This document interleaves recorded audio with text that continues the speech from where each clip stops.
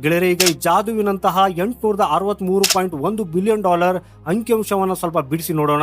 ಗೆಳೆಯರೆ, ಬೃಹತ್ ಮೊತ್ತದಲ್ಲಿ ಎರಡು ಪ್ರಮುಖ ಶಕ್ತಿಗಳು ಅಡಗಿವೆ. ಮೊದಲನೆಯದು ಮರ್ಚೆಂಡೈಸ್ ಎಕ್ಸ್ಪೋರ್ಟ್, ಅಂದ್ರೆ ಭೌತಿಕ ವಸ್ತುಗಳ ರಫ್ತು. ಹಾಗೂ ಇದು ಬರೋಬ್ಬರಿ $441.8 ಬಿಲಿಯನ್ ಅನ್ನ ತಲುಪಿದೆ. ನಮ್ಮ ದೇಶದ ಕಾರ್ಖಾನೆಗಳು, ರೈತರು, ಸಣ್ಣ ಮತ್ತು ಮಧ್ಯಮ ಕೈಗಾರಿಕೆಗಳು ಅಂದ್ರೆ MSME ಮತ್ತು ಹೊಸ ತಲೆಮಾರಿನ ಸ್ಟಾರ್ಟ್ಅಪ್ಗಳು ಜಗತ್ತಿಗೆ ಮಾರಾಟ ಮಾಡಿದ ವಸ್ತುಗಳ ಮೌಲ್ಯವಿದು.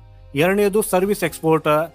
ಗೆಳೆಯರೆ, ಇದು $421.3 ಬಿಲಿಯನ್ ಮುಟ್ಟಿದೆ. ಭಾರತದ ಸಾಫ್ಟ್ವೇರ್ ಇಂಜಿನಿಯರ್ಗಳು, ಕನ್ಸಲ್ಟೆನ್ಸಿ ಸಂಸ್ಥೆಗಳು ಮತ್ತು BPOಗಳು ಇಡೀ ಜಗತ್ತಿನ ಆರ್ಥಿಕತೆಯ ಚಕ್ರವನ್ನ ತಿರುಗಿಸುತ್ತಿವೆ ಅಂದ್ರೆ ತಪ್ಪಾಗಲಾರದು. ಹಾಗೇನೆ ಇಲ್ಲಿ ಗಮನಿಸಬೇಕಾದ ಅಂಶವೆಂದ್ರೆ, ಇವತ್ತಿಗೆ ಜಗತ್ತಿನ ದೊಡ್ಡ ದೊಡ್ಡ ದೇಶಗಳ ರಫ್ತು ಪಾತಾಳಕ್ಕೆ ಕುಸಿಯುತ್ತಿದೆ. ಆದ್ರೆ ಭಾರತದ ರಫ್ತು ಮಾತ್ರ ಸ್ಥಿರವಾಗಿ ಮೇಲೇರ್ತಾ ಇದೆ.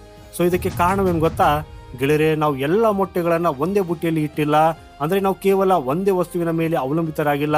ಒಂದೆಡೆ ನಾವು ಇಂಜಿನಿಯರಿಂಗ್ ವಸ್ತುಗಳನ್ನ ರಫ್ತು ಮಾಡ್ತಾ ಇದ್ರೆ, ಇನ್ನೊಂದೆಡೆ ಎಲೆಕ್ಟ್ರಾನಿಕ್ಸ್ ವಸ್ತುಗಳನ್ನ ಮಾರ್ತಾ ಇದ್ದೇವೆ. ಆ ಕಡೆ ರೈತರು ಬೆಳೆದ ಅಕ್ಕಿ, ಗೋಧಿ ವಿದೇಶಕ್ಕೆ ಹೋದ್ರೆ, ಈ ಕಡೆ ರಿಫೈನ್ಡ್ ಪೆಟ್ರೋಲಿಯಂ ಉತ್ಪನ್ನಗಳು ಯುರೋಪ್ ಮಾರುಕಟ್ಟೆಗೆ ಲಗ್ಗೆ ಇಡ್ತಾ ಇವೆ. ಹಾಗೂ ಈ ವೈವಿಧ್ಯತೆಯೇ ಭಾರತದ ಅತಿ ದೊಡ್ಡ ಶಕ್ತಿ.